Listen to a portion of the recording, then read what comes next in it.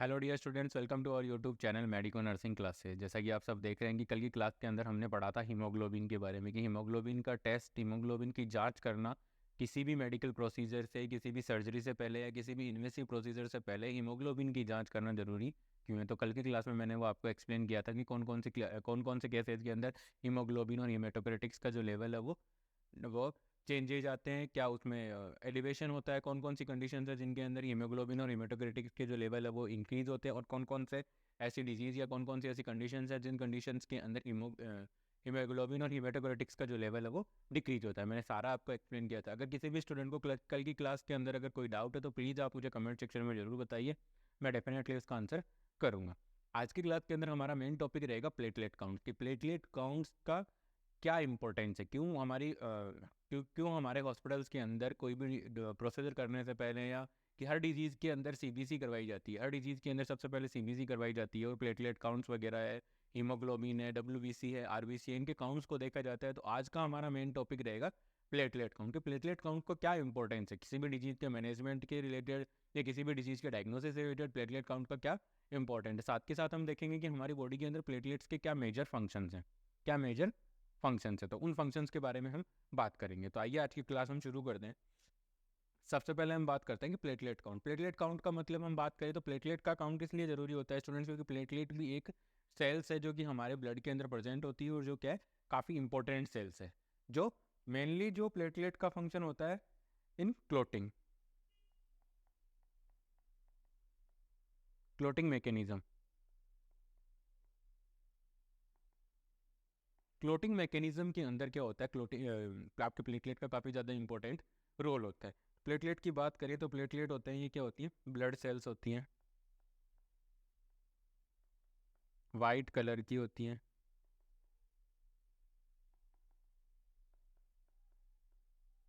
ठीक है, प्लेटलेट होते हैं वाइट कलर के होते हैं, हिंदी में इनको बोला जाता है बिंबाणु। ठीक है, मेन इनका फंक्शन हो गया आपका ब्लड क्लॉट का काम हो गया। ठीक है, और प्लेटलेट के जो भी फॉर्मेशन है वो भी बोन मेरो के अंदर होता है। बोन मेरो में कौन सा bone marrow, red bone marrow. Red bone marrow कहाँ प्रेजेंट होता है student, red bone marrow present होता है epiphysis of long bone, epiphysis of long bone, long bone के एपिफाइसिस के अंदर प्रेजेंट होता है। तो ये होता है, थोड़ा बहुत आपको बता दिया मैंने प्लेटलेट के बारे में। तो प्लेटलेट के बारे में आगे हम बात करेंगे, प्लेटलेट के जो इंपॉर्टेंट फंक्शंस कौन कौन से हैं, कौन कौन से ऐसे फंक्शन है जो प्लेटलेट के इंपॉर्टेंट फंक्शन है, इंपॉर्टेंट फंक्शन ऑफ प्लेटलेट। तो प्लेटलेट के इंपॉर्टेंट फंक्शंस की बात करें तो सबसे पहला फंक्शन आता है प्लेटलेट का कि platelet plug formation, platelet plug formation. तो प्लेटलेट प्लग फॉर्मेशन में आप देखोगे स्टूडेंट्स कि इन ब्लीडिंग के time, during bleeding during bleeding जब भी कहीं कोई भी ट्रॉमा हो जाता है हमारी बॉडी पर, ब्लीडिंग ब्लड है वो वहाँ से निकलने लग जाता है, तो उस कंडीशन के अंदर क्या होता है, प्लेटलेट सबसे पहले एक्टिवेट होते हैं। प्लेटलेट एक्टिवेट होकर के प्लेटलेट वहाँ पर जाकर के क्या करते हैं, एक गुच्छा सा बना लेते हैं। ठीक है, प्लेटलेट गुच्छा सा बना लेते हैं और उसी गुच्छे को हम बोलते हैं platelet plug formation. Platelet platelet plug formation, platelet plug formation की अब यहाँ पे क्या होगा, जैसे ड्यूरिंग ब्लीडिंग, ठीक है, ब्लीडिंग जैसे ही कहीं भी कोई भी ये मान लीजिए, हम ये मानते हैं कि ये किसी इंडिविजुअल का हमने बना दिया, हाथ बना दिया, और यहाँ पर क्या हुआ, ट्रॉमा हो गया, यहाँ पर क्या हो गया, ट्रॉमा हो गया। अब यहाँ से क्या हो रहा है, ब्लड निकल रहा है। ठीक है, तो अब ब्लड निकल रहा है तो अंदर जो वेन है, जो ब्लड वेसल्स है, उन ब्लड वेसल्स के अंदर से क्या होगा, प्लेटलेट्स आएंगे। जो प्लेटलेट्स है वो आएंगे भाग भाग के यहाँ पे, और यहाँ पर आकर के यहाँ पे वो क्या करेंगे, एक प्लेटलेट का प्लग फॉर्मेशन कर लेंगे, मतलब एक गुच्छा सा बना लेंगे। ठीक है, एक गुच्छा सा बना लेंगे। अब इसी गुच्छे के अंदर क्या होता है स्टूडेंट्स, अब इसी गुच्छे के अंदर जो प्लेटलेट प्लग फॉर्मेशन हुआ है, प्लेटलेट्स का जो ये प्लग बना है, अब इसी प्लग के अंदर क्या होती है, फिब्रिन आती है। फिब्रिन जो कि क्या है, एक प्रोटीन है, प्रोटीन ऑफ ब्लड। ये क्या है, ब्लड के अंदर जो पाए जाने वाली प्रोटीन है।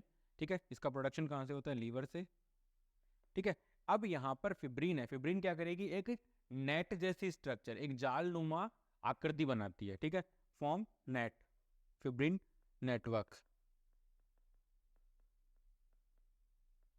फिब्रिन क्या करेगी, वहां पर अपना नेटवर्क बना लेगी, मतलब जाल बना लेगी, और इसी जाल के अंदर ये जो प्लेटलेट प्लग है, इसके चारों तरफ प्लेटलेट का प्लग बनेगा, उसके चारों तरफ फिब्रिन क्या करेगी, एक जाल बना लेगी। तो जिससे क्या होगा, वहां पर क्या हो जाएगी, जो क्लोटिंग है, अब मान लीजिए मैं इसको येलो कलर की डॉट से दिखाता हूँ, यहाँ पर अगर प्लेटलेट्स ने अपने जाल बना लिया, तो अंदर जो ग्रीन कलर के जो प्लेटलेट्स हैं, यहाँ पर अगर प्लेटलेट ने अपना जाल बना लिया, नेट बना दिया, तो यहाँ पर जो ग्रीन कलर के अंदर आपको दिखाई दे रहे हैं, वहाँ से ब्लड निकलना क्या हो जाएगा, कम हो जाएगा, और धीरे धीरे वो स्टॉप हो जाता है। तो इस प्रकार से क्या होता है, क्लोटिंग जो प्लेटलेट्स होते हैं वो क्या करते हैं, मदद करते हैं हमारी किस में, प्लेट जो sorry platelet plug formation during any trauma, ठीक है।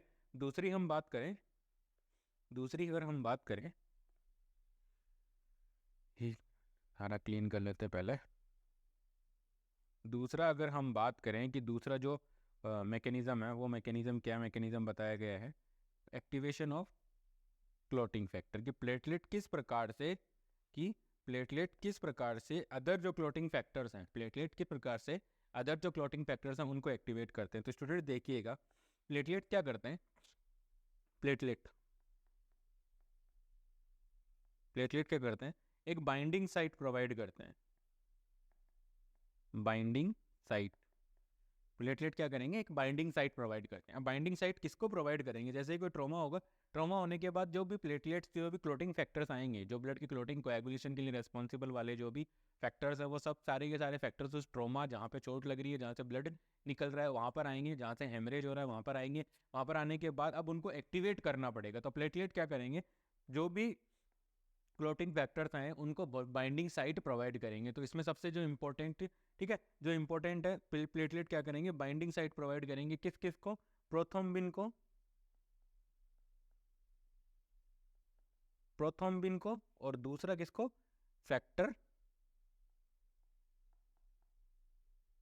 कौन सा फैक्टर, फैक्टर 11, फैक्टर 11 को, फैक्टर 11 का नाम क्या है यहाँ पे, पीटीए, पीटीए, पीटीए की फुल फॉर्म हो जाएगी प्लाज्मा थ्रोम्बोप्लास्टिन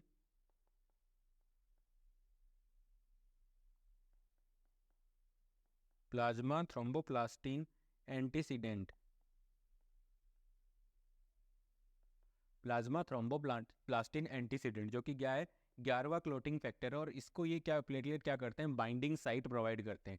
ये दोनों के दोनों, प्रोथ्रोम्बिन और ये जो आपका प्लाज्मा थ्रोम्बोप्लास्टिन एंटीसीडेंट, जो कि क्लोटिंग फैक्टर है 11 नंबर का, ये क्या करता है, प्लेटलेट पे आकर के चिपकते हैं, और फिर वो प्लेटलेट प्लग फॉर्मेशन होता है, पूरी चेन बनती है किसकी, क्लोटिंग फैक्टर्स की, और जो क्या करती है, हमारी बॉडी के अंदर क्लोट के फॉर्मेशन में हेल्प करती है। तो इस प्रकार से ये क्या कर रहे हैं, क्लोटिंग फैक्टर्स को क्या कर रहे हैं, एक्टिवेट कर रहे हैं। ये क्या कर रहे हैं, क्लोटिंग फैक्टर्स को क्या करें, एक्टिवेट कर रहे होते हैं, ठीक है। तो इसी प्रकार से ये क्या कर रहे हैं, क्लोटिंग फैक्टर्स के एक्टिवेशन के लिए रिस्पॉन्सिबल होते हैं। दूसरा इसका फंक्शन है क्लॉट रिट्रैक्शन, ठीक है स्टूडेंट्स। दूसरा जो फंक्शन है वो क्या है, क्लॉट रिट्रैक्शन। तो क्लॉट रिट्रैक्शन से स्टूडेंट्स आप क्या समझते हैं, क्लॉट रिट्रैक्शन की बात करूं तो क्लॉट रिट्रैक्शन का मतलब है decrease in size of clot, decrease in size of clot. जो क्लॉट बन गया, ठीक है, मान लीजिए चोट लगी थी यहाँ पे, ठीक है, यहाँ पर चोट लगी थी, और यहाँ पर क्या बन गया, क्लॉट बन गया, अच्छा खासा क्लॉट बन चुका है, यहाँ पर एकदम बढ़िया एकदम क्लॉट बना दिया गया है, ठीक है। ये जो ग्रीन कलर से दिखाया गया होगा आपको, क्लॉट फॉर्मेशन हो। अब ये जो क्लॉट फॉर्मेशन हुआ है, अब ये जो क्लॉट फॉर्मेशन हुआ है, तो ये हमेशा तो ऐसा रहेगा नहीं। अब यहाँ पे क्या होगा, कोलेजन फाइबर्स ग्रोथ करेंगे, कोलेजन फाइबर्स ग्रोथ करके जो भी फाइबर्स, स्किन की जो फाइबर्स हैं, फाइबर्स टिश्यू है, वो क्या करेगा, यहाँ पे रिपेयरिंग का काम करेगा। तो क्या होगा, इस क्लॉट को यहाँ से हटाना पड़ेगा, इस क्लॉट को क्या करना पड़ेगा, यहाँ से हटाना पड़ेगा। तो इसमें क्या होता है, क्लॉट रिट्रैक्शन में स्टूडेंट्स क्या होता है, जो प्लेटलेट्स होते हैं वो क्या करते हैं, क्लॉट की साइज को डिक्रीज करते हैं, क्लॉट की साइज को क्या करते हैं, डिक्रीज करते हैं। अब ये कैसे डिक्रीज करते हैं वो मैं आपको बताऊंगा, ठीक है। जैसे क्या होता है, सबसे पहले क्लॉट रिट्रैक्शन की जैसे प्रोसेस शुरू होती है, तो प्लेटलेट्स क्या होते हैं, एक्टिवेट हो जाते हैं, platelets activate, platelets activate platelet activate हो गई, और प्लेटलेट एक्टिवेट होने के बाद क्या हो रहा है, जो फिब्रिन का क्लोट बना था, ठीक है, जो फिब्रिन का क्लोट बना था, उस क्लोट के जो नेटवर्क था, जो फिब्रिन का नेटवर्क था, ठीक है, जो फिब्रिन का एक्सर्ट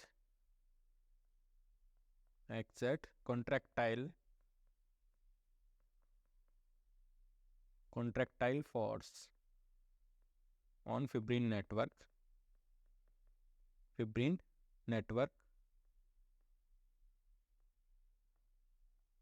जो फिब्रिन का नेटवर्क है, जो फिब्रिन का नेटवर्क बना था, जब क्लोट का फॉर्मेशन हुआ था, प्लेटलेट के चारों तरफ आकर के फिब्रिन का नेटवर्क बना था, तो अब क्या करेंगे प्लेटलेट, क्या करेंगे, उस फिब्रिन के नेटवर्क के ऊपर एक कॉन्ट्रैक्टाइल फोर्स, एक दबाव वाला फोर्स क्या करेंगे, वो उसके ऊपर एक्सर्ट करेंगे। किसके ऊपर कर रहे हैं, जो फिब्रिन का जो नेटवर्क बना था उसके ऊपर वो क्या कर रहे हैं सॉरी, फिब्रिन का जो नेटवर्क बना था उसके ऊपर वो क्या करें, कॉन्ट्रैक्टाइल फोर्स एक्सर्ट करें, और इस कॉन्ट्रैक्टाइल फोर्स की वजह से क्या होता है, ठीक है, gradually size of clot is decrease, ठीक है, और ये फोर्स जैसे जैसे ये फोर्स इसके ऊपर अप्लाई होता रहेगा, जैसे जैसे ये फोर्स अप्लाई होता रहेगा, वैसे वैसे क्या होती रहेगी, धीरे धीरे इस क्लॉट की जो साइज है वो डिक्रीज होती रहती है, धीरे धीरे इस क्लॉट की क्या हो जाएगी, साइज है वो डिक्रीज होने लग जाती है। तो इस तरीके से प्लेटलेट है वो सबसे इंपॉर्टेंट जो 3 फंक्शन है, ठीक है, कौन कौन से, सबसे पहला प्लेटलेट प्लग फॉर्मेशन, दूसरा है कोएगुलेशन फैक्टर्स का एक्टिवेशन, और तीसरा है क्लॉट रिट्रैक्शन। क्लॉट रिट्रैक्शन का मतलब स्टूडेंट्स आप यही याद रख लो कि decrease in size of clot, fibrin के नेटवर्क के ऊपर कॉन्ट्रैक्टाइल फोर्स अप्लाई करेगा प्लेटलेट, और उसके बाद उसकी जो साइज है वो धीरे धीरे क्लॉट की साइज है वो कम हो जाती है। अब इससे फायदा क्या होगा, to maintain the patency of to maintain the patency of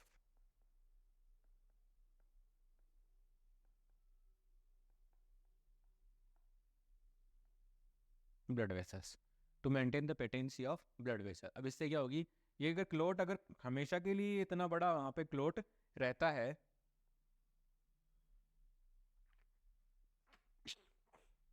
अगर हमेशा के लिए ये क्लोट वहाँ पे रहता है, तो उस सिचुएशन के अंदर क्या होगा, ब्लड वेसल्स की जो पेटेंसी है वो इम्पेयर रहेगी, और उस वजह से हमें क्या करना पड़ेगा, जो ब्लड है वो प्रॉपर आगे जो सराउंडेड जो भी टिश्यूज हैं इनके अंदर ब्लड है वो प्रॉपर नहीं जा पाएगा।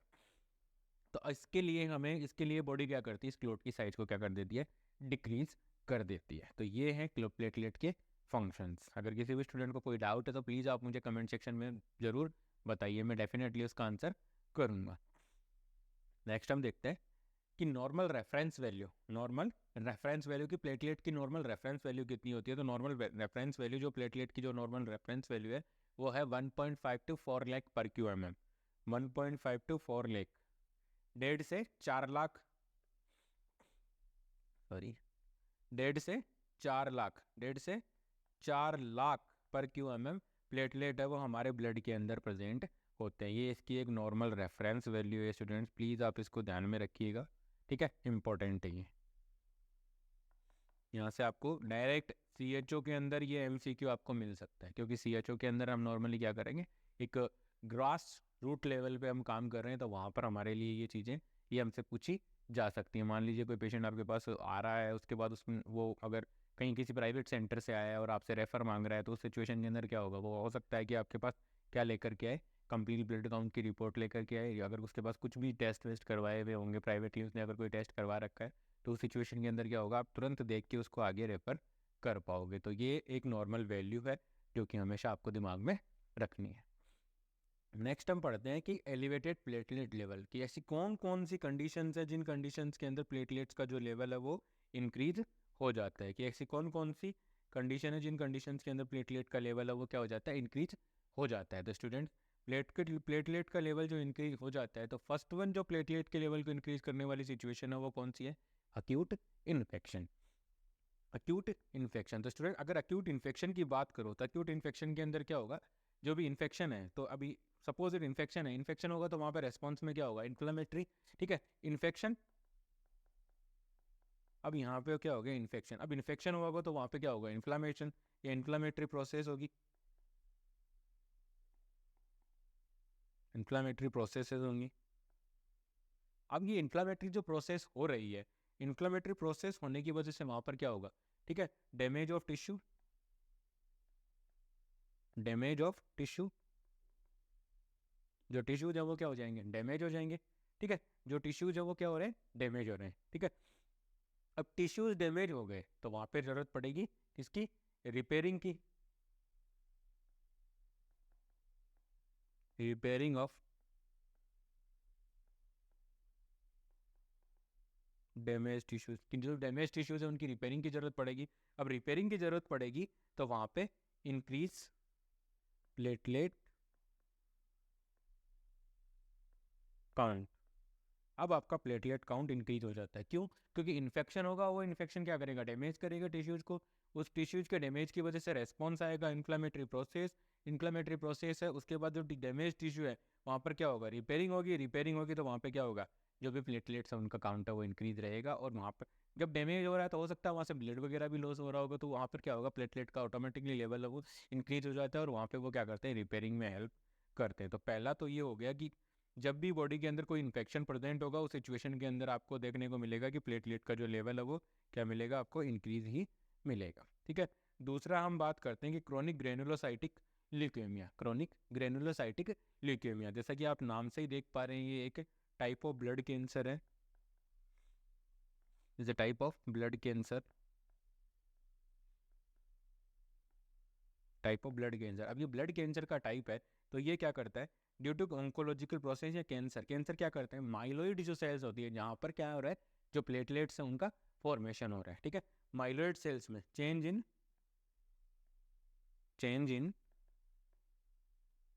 Genetic material, genetic material of the, change in the genetic material of the, किस चीज़ के जेनेटिक मटेरियल में, माइलोइड सेल्स, माइलोइड सेल्स, ठीक है, जो माइलोइड सेल्स होती हैं उन सेल्स के अंदर क्या होता है, चेंजेज हो जाते हैं, और उन्हीं सेल्स के अंदर क्या होता है, जो माइलोइड सेल्स होती हैं,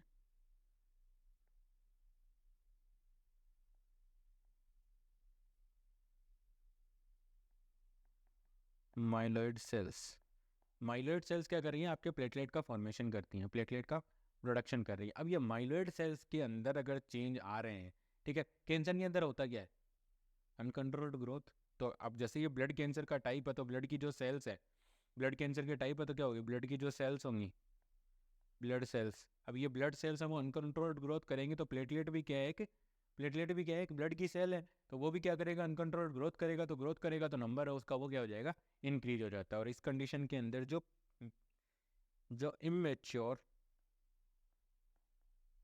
इमेच्योर प्लेटलेट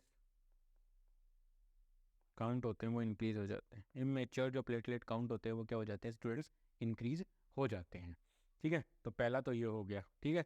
अब मैं आपको बताना चाहूँगा नेक्स्ट दो, मैंने आपको एक्सप्लेन कर दिए हैं अच्छे से, अगर आपको दोनों समझ में आ गए हैं तो प्लीज़ आप मुझे बताइए, डेफिनेटली मैं उसका और अच्छे से उसको एक्सप्लेन करने की कोशिश करूँगा। कोई डाउट है तो प्लीज़ मुझे आप कमेंट सेक्शन में जरूर बताएं। नेक्स्ट वन है क्रोनिक पेनक्रियाटाइटिस की, क्रोनिक पेनक्रियाटाइटिस के अंदर कि क्रोनिक पेनक्रियाटाइटिस के अंदर कैसे प्लेटलेट का काउंट है वो इंक्रीज होता है, ठीक है। क्रोनिक पेनक्रियाटाइटिस के अंदर स्टूडेंट्स क्या होता है, क्रोनिक पेनक्रियाटाइटिस के दौरान, ठीक है, क्रोनिक पेनक्रियाटाइटिस के दौरान क्या होता है, इन्फ्लामेटरी प्रोसेस होती है। पेनक्रियाटाइटिस क्या है, एक इन्फ्लामेटरी प्रोसेस, पेनक्रियाटाइटिस क्या है स्टूडेंट्स, इन्फ्लामेटरी प्रोसेस है,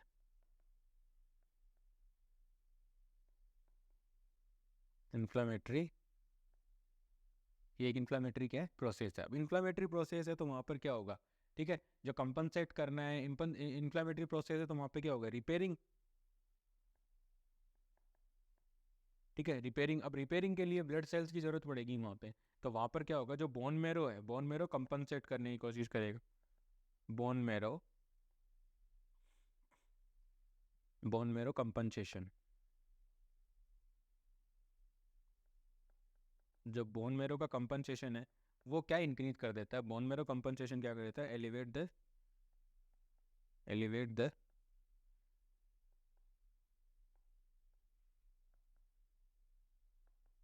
count of platelet,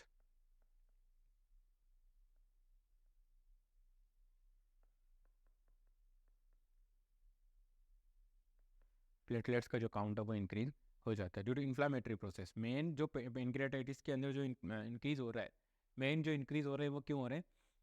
inflammatory process की वजह से। और इस इन्फ्लामेटरी प्रोसेस की वजह से क्या होता है, बोन मेरो यहाँ पे कंपनसेट करने की कोशिश करता है कि इन्फ्लामेशन है उसको जल्दी से जल्दी ट्रीट करे। जल्दी से जल्दी ट्रीट करने की कोशिश में क्या होगा, जो प्लेटलेट है या जो ब्लड की सेल्स है उसका काउंट आपको डेफिनेटली हाई मिलता है। अब प्लेटलेट का इंक्रीज है तो WBC भी आपको, वहाँ पे इन्फ्लामेटरी प्रोसेस है तो WBC का काउंट भी आपको क्या मिलेगा देखने को, इंक्रीज मिलता है। तो ये सारा खेल है कि क्रोनिक पेनक्रियाटाइटिस के अंदर क्या होता है, जो आपका प्लेटलेट लेवल है वो इंक्रीज हो जाता है।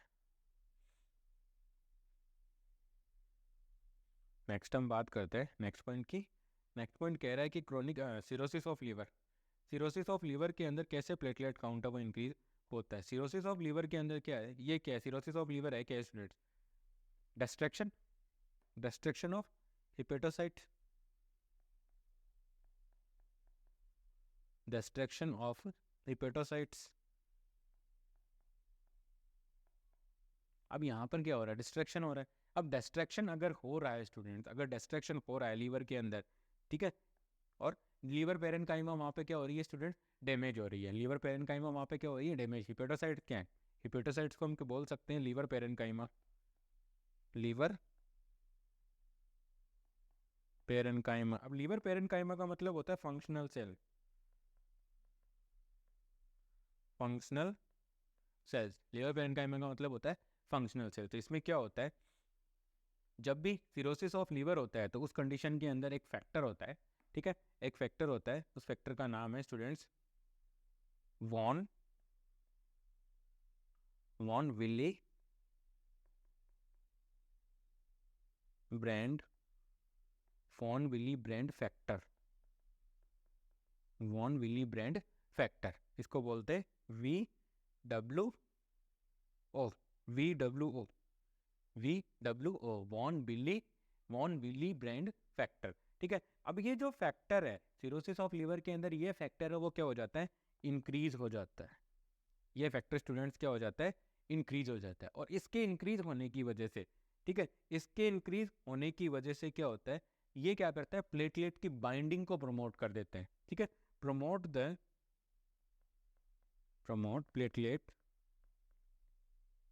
प्लेटलेट्स बाइंडिंग,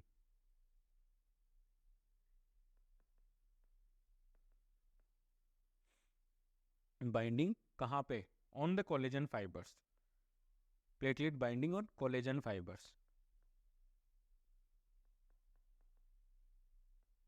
ठीक है। कोलेजन फाइबर्स की जो, कोलेजन फाइबर्स के ऊपर ये क्या करता है, वॉन विली ब्रांड जो फैक्टर होता है वो क्या इंक्रीज हो जाता है। और उस फैक्टर की इंक्रीज होने की वजह से जो प्लेटलेट्स है उनकी बाइंडिंग, उनकी जो बाइंडिंग कैपेसिटी है वो बढ़ जाती है। और कहाँ बाइंड होने लग जाते हैं, वो कोलेजन फाइबर्स के ऊपर बाइंड होने लग जाते हैं। और कोलेजन फाइबर्स पे बाइंड होने की वजह से वहाँ पर क्या होता है, इंक्रीज काउंट हो जाता है, इंक्रीज इन काउंट ऑफ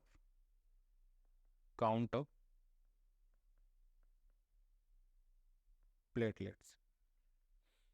ये है इसका मैकेनिज्म। कि यहाँ पर आपको एक चीज़ याद रखनी है जो कि इम्पोर्टेंट है, वॉन विल, सही, आपको इसको याद रखना है, वॉ फैक्टर, ठीक है। Von von Willebrand factor, von Willebrand factor, ये फैक्टर क्या हो जाता है, इंक्रीज हो जाता है, जिसकी वजह से कोलेजन फाइबर्स पर ज़्यादा बाइंड होने लग जाते हैं। और वो क्या रिजल्ट क्या आता है, उस चीज़ का रिजल्ट निकल कर क्या आता है कि वहाँ पर जो क्या होता है, आपके प्लेटलेट्स है वो ज़्यादा बाइंड होने लग जाते हैं, ठीक है। तो ये है सिरोसिस ऑफ लीवर के अंदर किस वजह से या किस तरीके से आपके जो फैक्टर्स है वो इंक्रीज हो रहे होते हैं।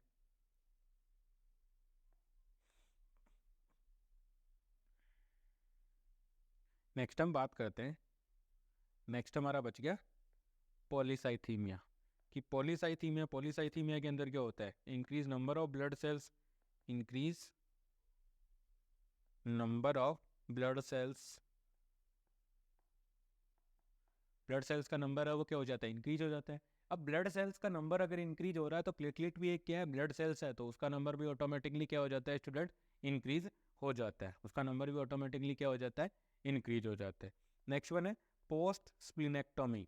पोस्ट स्प्लिनेक्टोमी के अंदर क्या होता है, ठीक है, यहाँ पर पोस्ट स्प्लिनेक्टोमी प्लेटलेट का काउंट इंक्रीज क्यों हुआ, ड्यू टू सर्जिकल ट्रॉमा, ठीक है। ड्यू टू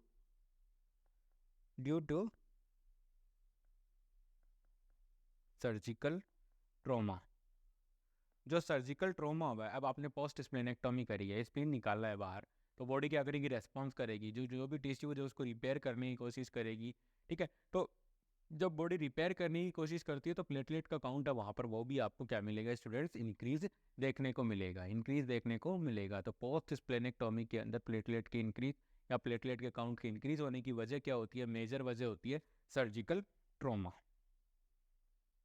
भाई आपने सर्जरी करके स्प्लीन को बाहर निकाला है, आपने सर्जरी करके स्प्लीन को बाहर निकाला है, तो ट्रॉमा तो हुआ ही है। जो आपका पेशेंट है उसकी जो टिश्यूज है उसको अंदर क्या हुआ है, ट्रॉमा हुआ है। तो उस ट्रॉमा को रिपेयर करने के लिए ड्यू टू सर्जिकल ट्रॉमा वहाँ पर प्लेटलेट्स का काउंट क्या हो जाता है स्टूडेंट्स, इंक्रीज हो जाता है। तो ये सारी कंडीशंस है जिन कंडीशंस के अंदर प्लेटलेट्स का काउंट है वो आपको देखने को मिलेगा, इंक्रीज देखने को मिलेगा। आई होप मेरे द्वारा प्रोवाइड किए गए ये जो लेक्चर वीडियो है इस टॉपिक के ऊपर जो भी एलिवेटेड प्लेटलेट काउंट है वो आपको समझ में आया होगा, ठीक है। Please like share and subscribe, thank you so much.